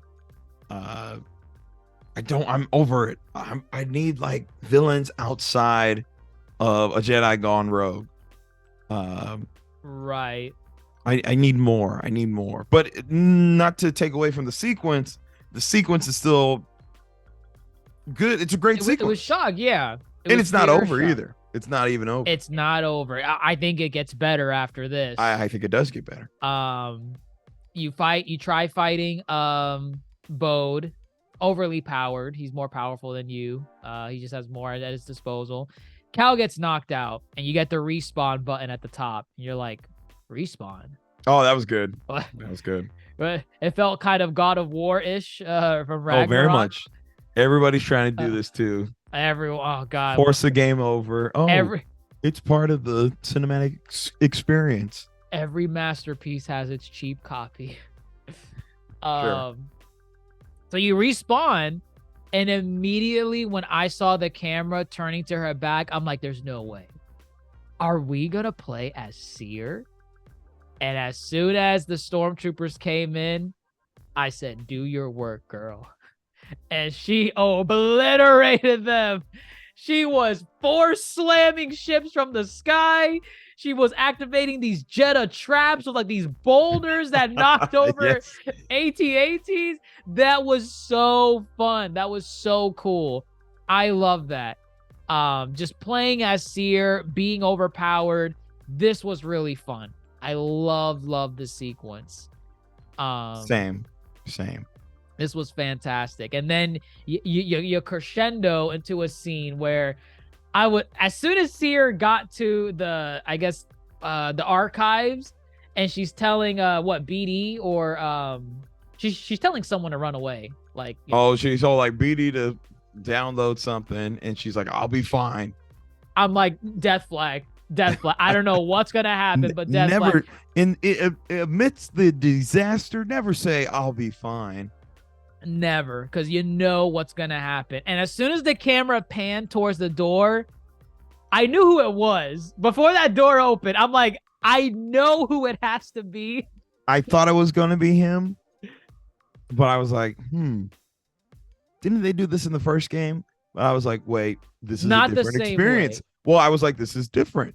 You are playing as Seer. Right. You know, and sure enough, it is him. It's a him moment. That is him. A him moment. Yeah. How do you know it's this is him? He comes strutting in, like very short on words. Seer got a nice clap back. I just let go of my fear this time, you know. Yep. And it's great. You do battle with Darth Vader. Beautiful. I think it was the best boss battle in the game. Difficult as well. Difficult. Third phase was kicking my ass. If he got that bookshelf and threw it at you, you're done. I was like, fuck, I gotta do this again. Oh man. No, great sequence. And dare I say, I mean, I don't know if it's a trope, but I feel a lot of times in sequels, now we get elements where you play as another character within the game. Is this our I want to say Atreus. I don't want to say it's Atreus because Atreus, you literally play him He gets his own multiple skill times tree throughout. and everything. Right. This one simply, just just Seer in this Right. sequence. Which is still fun. Still fun. Nonetheless, super fun, super great battle, super great time running around as her, doing as you said. And I love this moment. And in all honesty, I don't think the rest of the game matches this moment after So that's this. because it doesn't. Okay, and that's a problem. It crescendos. That's a detriment to the game. It is because this very well could have just been the final act, and it wasn't. Seer almost lands a killing blow on Darth Vader. She lands some pretty good. Oh, she hits. beat him up. Yeah, he was. She beat the crap out of him. Cindering and everything. He was toasted by the time he left. Yeah, she said, "You want to be a robot? I'm gonna cut you down like a robot." Yes, and it was just great. And then you get the emotional bit with Cal getting there, thinking that he got there right when she died, but he actually got there when all of it was already destroyed. It's already in ashes. He basically did a Force echo. He did a Force echo, right? Yeah. That was all just great. I do think the Darth Vader bit in Fallen Order was a lot better. Cinematic wise. Yes. Right. Yes. Because you play as Cal and you try to fight Darth Vader, and it's like, this ain't happening. He ain't the one. This will not go the way you think. And he just tosses you to the side. He's like, not this game, baby. He even tossed Seer. I forgot too. Like Seer comes at him at first, and he's like, sends her flying. Yeah, I mean, Seer kind of like tried to do something to him at the end of Fallen Order. Like she was holding him down with like the Force. Yeah. And he was like on his knees, and he's like, "Oh, I like that." BD did the most damage to Darth Vader in the first game. Right. So yeah, Seer dies, and that's pretty much the top moment in the game. After that, it becomes a mad chase for Bode. You go chase him onto an Imperial base, forgettable base. It's just a base. Just a base. Nothing crazy. You learn that Cal's tapping into more of the dark side of the Force now. Basically in that scene with Marin, he says he's good to leave the order. He's like, the order's gone. So that means the rules are too. From there, I take it as Cal is very loose with his interpretation of how to manipulate and use the Force. And he is very much driven by emotion at this point in the game. So the dark side finds its way. Anger leads to hate. Hate leads to suffering. Suffering leads to the dark side. Sure. That's the thing. Yeah, Yoda. I'm sure. Yeah. All right. Thank you. He's Doesn't hurting. mean he was right. I didn't. The point is, Cal's hurting. Yeah, he's gonna dip his toes into the dark side. Also, cool moment, I guess, for him. Just Cool slaughtering in-game everybody. moment. Because like you now have that ability at your disposal. You do. You can slice people up. Now it's slow motion and a boost in damage. So yep. I like that. So that was good. Bode gets away. He runs away with his daughter. Some back and forth between Cal and Bode, and it's just like, oh yeah, I did it for my daughter. What would you do, Cal? Wouldn't you do it for someone you loved? Maybe you and Marin? No, he wouldn't. So they chase them. They get to Tanalorr. And yeah, I mean, like, there's this one-on-one with like Cal and Kata, and it seems like he's trying to build a bond with Kata, but it feels kind of scummy a little bit because Cal knows he's there to kill Bode, and it's like he's being nice to Kata to get to Bode, and it's like, Cal, what are you gonna do when Bode enters the room? What are you gonna do to Bode in front of that little girl? But I don't know. They somehow make it work.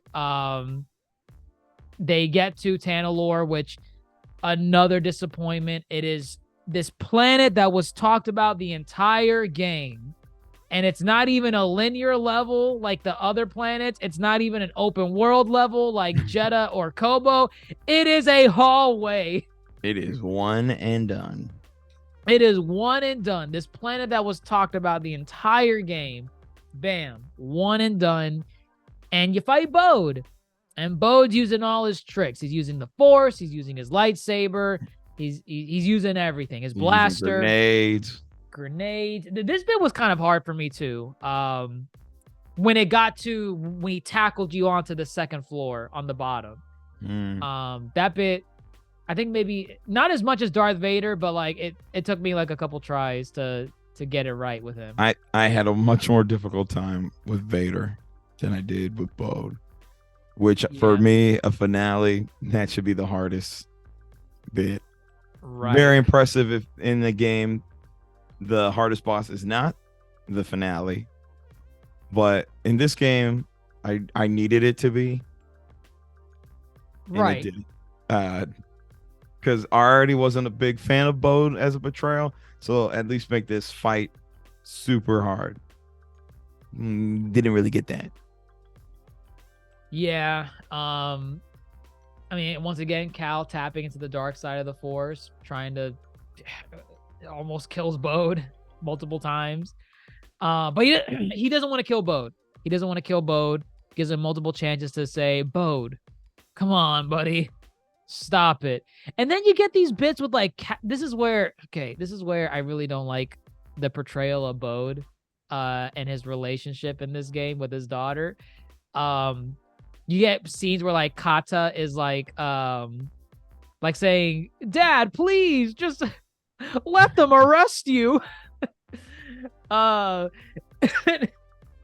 Bode's like, no, and he like force pushes her, and that's supposed to make you feel like, how dare he force push his daughter? He's too far gone. You see, you're supposed to think that, but then you look at all the other scenes with him, and there's nothing that implies that Bode is a bad father to his daughter. There is one scene, there is one dialogue that Kata has where she says, ever since Mom died, Dad has not been the same. Almost implying that he just goes crazy with her sometimes. But that is never shown. The Force echoes you like listen to, there's not a single one where it looks like Bode is manipulative, is abusive to his daughter, outside of that one scene where he's in the middle of a fight trying to protect himself and his daughter. And don't tell me how to raise my kids. And he force pushes Cal. And there's like another echo where like they're singing that song about the space. You know that lullaby that they sing? No, you do. I don't know it. I mean, do you know what I'm talking about? The lullaby? Yes. Okay. They're singing that together at one point in one of the Force echoes. Yes. And I'm like, listen, if my job was to think that Bode had it coming in that ending, y'all failed bad, because you can't just show me him force pushing his daughter and saying, nope, he's gotta go. He's gotta go. He's too far gone. Execute him.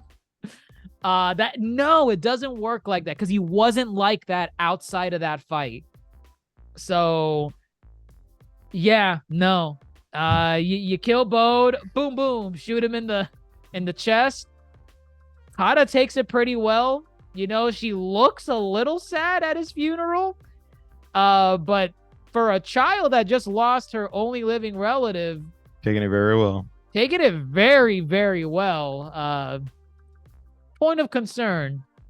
Because, you know, there are some optional dialogue bits where, like, you speak with Marin, and I think Cal asks, do you think Kata will hate us for what we did to her dad? And Marin says, like, only Kata can understand what she will become in the future. Only she can choose. I'm like, okay, so she gonna hate me in the future? She gonna try and kill me? I don't think Kata holds any animosity, which is also weird, She does Seeing not. as how, yeah, she She opens literally up to them. She's like they're it given age wise, it feels more like brother, older sister. But given the relationship of the crew now, it definitely feels like Cal and Marin are mom and dad. Kata is adoptive daughter. Grease is crazy uncle. that's fine and that works. It works. There, I guess, yeah, there's just some bits where it just feels like, again, this more could be fleshed out, as far as she did just lose her dad, and now we just got to get on board with the fact she's going to be traveling with them, fighting the Empire, whatever the hell that looks like. Right. Uh, and yeah, just be all right with running around with the people that just took out your dad. And also, just she has this great understanding of why her dad needed to go, which is Yeah. Like I I guess get it. It's like he wanted the planet Tanalorr for only him and his daughter, and that's selfish in a way. And also he betrayed them because he was working with the Empire. That was a mhm, thing. Don't really care for it, but figured we'd throw it out there. He's working. It was a way to protect his daughter. That's why he was working with the Empire. right. From the beginning. Oh From the yeah, beginning. because it totally makes sense to work for the Empire after the Inquisitors came and killed your wife. Well, it's either that or death. So go Choose. work for the people that already killed the person you love the most. If your I only get other it. option is death, you ain't got much of a choice. I think there's some choices they could have explored a little more, but it's fine. It's fine. Storytelling wise, yeah, they could have Obviously, done something. docking some points because Yeah, uh, it's and I've seen better fleshed out story elements. yeah, yeah, and that's practically the story of Fallen Order. It ends there. Tanalorr is ripe for the taking. For the hidden path.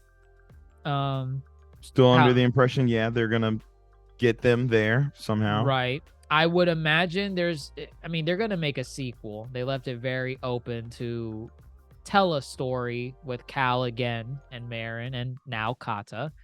Whether that's explored in a show. I'm surprised they have not somehow incorporated cameos of Cal. Like, just literally bring on Cameron on set. And there's your Cal.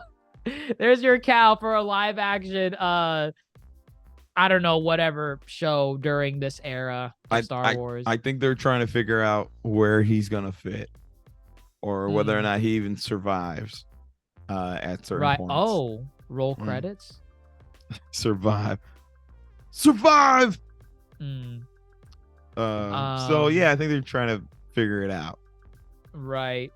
Um, But yeah, that's Jedi Survivor. That's its entire story. And I mean, hey, if you felt like we were ripping on the game a little too much, it's because we really like the first one with everything it did right.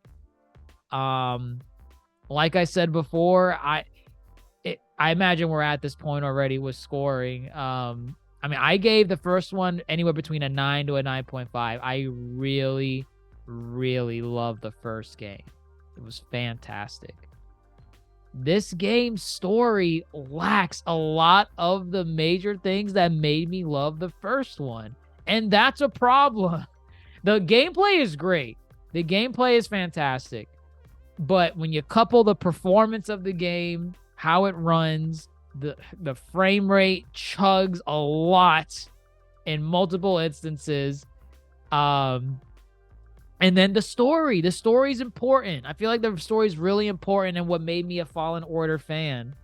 Um, I'm sitting at an 8, which is still a great score. I mean, the game was still fun. The game was still fun to play. It's still a great game. It's just, in my opinion, not as good as the first one. As a whole package, story, game, characters, development, and like exploration, it all felt more cohesive and more natural. This one didn't feel that way. So I'm like at an 8, the max. That's the max I would give it. I'm honestly thinking between 7 and 8, really. And 7's not a bad score. 7's good. 7's good. 7 is average. 7 is you passed and you have a stamp of approval to make another one. Once you get into 6, you're like, what the hell did you make? What the hell was this? But I mean, again, performance may vary. Some people may love this game. Some people may say, I didn't have a single glitch in the game. I don't know what you're talking about. To those people, I call you a liar. And but yeah, that's where I'm at. An 8 at the max, but if I really want to beat this thing down, 7.5 maybe. But in its best moments, and there are really, really good moments, 8. I'm at an 8. What are you at? I think I'm also at an 8, potentially an 8.5. No. But I was like, 0.5 away from a 9, which is where I more likely sit with the first game. That's where I really wanted to divide my line. I'm like, I don't want to give it something close to what I gave the first, because I think the first is better in a lot of ways. I think, just thematically speaking, the first game is called Fallen Order. It's very much just an episode of Star Wars of the ramifications of Order 66 and watching a story play immediately off of that. This game is called Jedi Survivor. There's a running theme of what it means to be living and a means to be surviving. And many characters actually go through arcs that more or less tackle those issues. But with that said, the story loses itself a lot of times, I believe. It's like it was it's juggling too much. Is this a game about the High Republic, or is this a game about the Imperial regime? This game, the first game is dang near perfect. The story was so clean and crisp all the way through that everything works in its favor. And then the culmination with the cinematic reveal of Darth Vader at the very end, I believe, is one of the greatest video game finales there is. And that's just me. That's okay. That's okay. I broaden your horizons. I don't think this game has any moments that live up to that moment. And for me, these types of games I play for the there cinematic. There were moments that were close. There were moments that were close, specifically the Seer bit. In the boat. Oh yeah. But when it comes down to it, it's just there's there just isn't a moment that really rivals it. And I like playing games like these for the cinematic quality that is put into it. I like playing games like this where it feels like I'm watching a Star Wars movie. This is Star Wars, a Jedi story, a Survivor, Wow. But I didn't get that. This felt like an outing of Obi-Wan or an outing of Mandalorian season 3, where I'm not. Oh wow! It felt like filler. Not that it was filler. Dagon felt like filler, actually. Yeah, that thing with Dagon, I'm just yeah. I'm not a fan. I can't get behind it. No, I can't. I think there's a greater story to be told with Cal Kestis and crew. This wasn't it. Elements of good are sprinkled throughout the story, but overall can't save it. The only thing that keeps me from giving this game a grade lower than anything lower than an 8, the gameplay is great, as we talked about. Gameplay is really good. They perfected Star Wars lightsaber combat. I love the lightsaber combat. Ooh, No they matter. perfected it. Oh, I mean, maybe it could use some tweaks here and there, but it's damn near perfect. Do you think it's the best iteration of Star Wars lightsaber combat they've ever made? Yes, For what hands you've down. played? Yes, hands down, hands down. Because I imagine Battlefront, OG Battlefront, Battlefront. Lego Star Wars, Don't. Force Force Unleashed. Unleashed. Yeah, no. That's probably the best comparison. That Honestly, is the Force best Unleashed. comparison. Well, at the end of the day, that game is more button mash than anything. Yeah. There's not really a skill to controlling the lightsaber combat like this Some one. people would say otherwise. No, some people are wrong. Wow. Oh man. Yeah, no, I think that's the saving grace of this game. The lightsaber combat, the platforming, all that is really enjoyable. Like uberly enjoyable. I really enjoyed it. I'd love to see what they do more in a sequel. Because I don't know what else they could do more. I didn't even think about freaking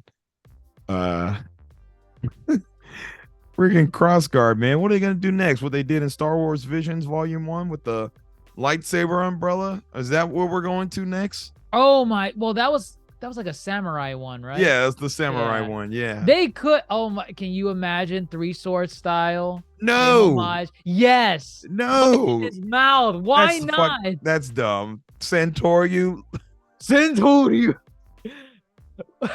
no, Lightsaber. no, Onigiri. no. I challenge them to improve upon the lightsaber gameplay. I don't even know what more you can add to the platforming, to be honest. But Oh my goodness. I mean, well, they could add a lot. That was probably one of the best elements I feel like people don't talk about when it comes to this game in particular. Like the lightsaber combat is great, force abilities are cool, but the platforming is so fun. I just want them to keep adding more and more. Just make it crazy. Make it go crazy. It's Star Wars. Why not go crazy? Yeah, and it's already crazy. I mean, you got the hook shot, you got the dash. Oh, there's so much more that could be done. Yeah. So much more that can be done. Another element real quick, the Jedi chambers. I didn't think about it, but they're very much giving shrines from Breath of the Wild. You know, I didn't even play Breath of the Wild, and I knew it was like shrines from Breath of the Wild. Yep. I immediately knew with how small I'm calling them shrines, how small the Jedi temples were. I'm like, these are the shrines that people hated, or not hated, but the shrines that people were divided on. Yeah. In Breath of the Wild. Yeah. No, definitely. Just throwing that out there. But yeah, there's elements to a greater game here. Take what was good and improved upon from this game, and take what was great from the first game that they somehow left out for whatever reason, and you got a great third entry, I think. I think you can have a grand finale. One final thing, there's a brief cameo of a character that appears in the game. There's like a bounty hunter system with Cage, the bounty hunter, species of Kate Fisto. I don't know what his species name is. I don't know either. But the water-looking people. The fish. The fish with dreads. The fish with dreads. Not Tolan. I just looked it up. Not Tolan. Whatever that is. Sure. But yeah, you do bounties for her. There's like a hierarchy of the bounty hunters that chase you throughout the game. You turn in your bounty pucks that you get from the bounties you kill, and then you give them to her. Eventually, you turn in all of them. You fight Cage because she's like, oh, it looks like all the bounties have been turned in, and your bounty has gone up. Time to kill you, Cal Kestis. And she betrays you. She tries to kill you. And then lo and behold, who smashes in from the ceiling to let you know that the Star Wars universe is canon? This is the SWU. Who smashes in from the ceiling? None other than everybody's favorite bounty hunter, Boba Fett. Boba Fett. Only in a cutscene, though. You don't fight him, which kind of sucks. Missed opportunity. Very missed opportunity. You fight Cage, before he shows up, and once you beat her, it's like, oh, okay, so am I gonna fight Boba now? Is he here for me? No, he's here for Cage. He's not here for Jedi. But he said, make no mistake, Jedi, we are not allies. Okay. Yay. Sure. I guess I'll kick your ass in the next game. Oh gosh. If you even show up. It was a fun little cameo. I would have loved to fight him. But yeah, can't fight him. Well, I think we're past cameos. Right. We like to see more. Pretty much. But yeah, I guess outside of that, it was a good entry in the Star Wars Jedi franchise out of the 2 games they have. I wanted it to be great and fantastic. From beginning to end. It wasn't that. Still fun time. You're still gonna have fun with it. But god damn it, it is not as good as the first game, and I will take that. To the grave. But any final words on Survivor, or kind of like the future of this series? I mean, we're probably not going to see another one until, like, God, 2027, 2026. Probably, yeah. 4-year development cycle, at least from the first to the second game. It was 4, and part of that could have been COVID. That pushed it out. I'm gonna say 2026. I would hope to see another game. 2026. 3 years. Okay. But they would have to be moving now, I guess. Right. And I want the game to be finished when they release it. I want it to be done. Nope. Take your time. Take your bloody time. No day 1 patches. No more. Make that the standard again. Make the game finished day 1. But yeah, we'll see. I'm still looking forward to the future of this series. I still love the character of Cal Kestis. I want to see him incorporated more in canon to, like, maybe a TV series, whether it's a cartoon or a live action series. They could play around with Cal Kestis. The actor Cameron, he's still young and spry. He can move around as his character. I don't know if you want to age him up to be in the sequels or whatever, but play with him. Play around with Cal. Do something. But I think that's about it here at the Yonko table on Star Wars Jedi Survivor. Let us know what you all think about Jedi Survivor. Was this, for whatever reason, was this your favorite Jedi game between Fallen Order and Survivor? I'm curious to know. I actually genuinely want to know. What did you like more about this game than the previous one? What is your take on the entire Jedi franchise in general? Do you think it is better than the previous Jedi games we've gotten, like Force Unleashed or Lego Star Wars? And what do you just think overall? Let us know what your thoughts are down in the comments below, wherever you're listening to us on, whether it be Apple Podcasts, YouTube, Spotify, Twitter, Instagram, TikTok, at the Yonko table.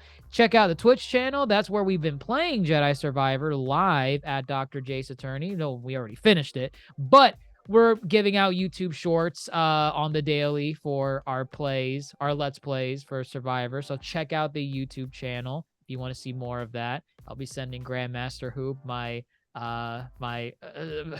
black suit Spider-Man impression. Bold! You can't escape from me. You know what's funny? That I did that scene as I was coming up to an elevator, which you had to look up, which is kind of like the bell tower in the cartoon. Yeah. Very appropriate. That's all I'll say. It's fitting. It's fitting. But we'll catch you next time, folks. I'm Dr. Jace Attorney, fellow Yonko Grandmaster Hoop. And what do you want to close this one off with? I got something. I got oh God. Let's see. Do you trust me, Cal Kestis? I do. I don't think I got anything. Shoot. Beanie, send me. BD, I need a stim.